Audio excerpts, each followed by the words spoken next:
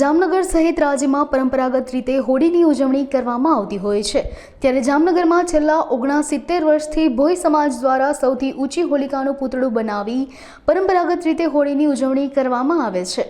ત્યારે આ વર્ષે હોલિકા મહોત્સવ 2025નું શાનદાર અને જાજરમાન આયોજન કરાયું છે। તેમજ આ પૂતળાની ઊંચાઈ લગભગ 25 ફૂટ જેટલી હોય છે। હોલિકાના પૂતળા તૈયાર થઈ ગયા બાદ વાજતે ગાજતે ભોઈ જ્ઞાતિ સમસ્ત સુભાષ માર્કેટ નજીક આવેલ હોલિકા ચોક ખાતે લોકોના દર્શન માટે મૂકવામાં આવે છે। આ ઉપરાંત હોલિકાના પૂતળા માટે ઘાસ, લાકડું, કોથળા, કાગળ, કલર, આભૂષણ માટે અલગ અલગ પ્રકારના ઓર્નામેન્ટ્સ સહિતની ચીજવસ્તુઓનો ઉપયોગ કરવામાં આવે છે।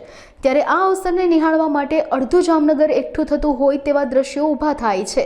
તેમજ હોલિકાના આભૂષણો બનાવવા શનિ કુંભારાણા અને તેમની ટીમ જહેમત ઉઠાવે છે। આ ઉપરાંત પીઓપી આર્ટિસ્ટ તરીકે રમેશ જેઠવા સેવા આપે છે અને સમગ્ર ભોઈ સમાજના વડીલો અને યુવાનો સાથે મળી આ હોલિકાનું પૂતળું તૈયાર કરે છે। મારું નામ જયેશ મહેતા।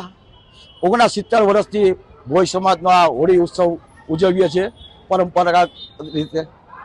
આ લગભગ 5-6 મણ ખડથી બનાવી છે અને સતત 1 મહિનાની આ બધી પ્રેક્ટિસ આ બનાવી પૂતળું માર્કેટે લઈ જાય અને પ્રોસેસન કાઢીને અમે લઈ જાય છે। આ વખતે ભાર્ગવ અરવિંદભાઈ મહેતા, જેને સમાજને 3,41,000 રૂપિયા દાન પેટા આપીને આ કન્વીનર બન્યા છે, એટલે 3,41,000 તો સમાજને દેવાના જ, પણ જે આ હોળીનો જે ખર્ચ થાય છે પ્લસ, અને એ ધન્યવાદને પાત્ર છે આ ભાર્ગવભાઈ મહેતા, જેને સમાજને ઉપયોગી અને અમારા 69 વર્ષથી ઉજવીએ છીએ તે સફળ જાય। આમાં લગભગ અમારા સમાજના તમામ યુવાનો બુજુર્ગ બધા સાથે મળી અને અમે આ મહોત્સવ ઉજવીએ છીએ। અને અમારો છે ને રાષ્ટ્રીય તહેવાર છે ભોઈ સમાજનો હોળી, એ અમારો રાષ્ટ્રીય તહેવાર અમે ગણીએ છીએ। આને 1 મહિનો સતત 1 મહિના જેવું થાય છે।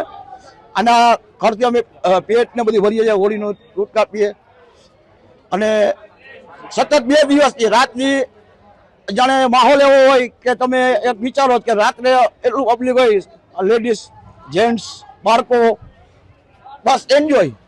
હોળી માતા અમારા એક માતાજી છે, અમે એન્જોય કરીએ છીએ। ઊંચાઈ 25 ફૂટ ઊંચાઈ છે।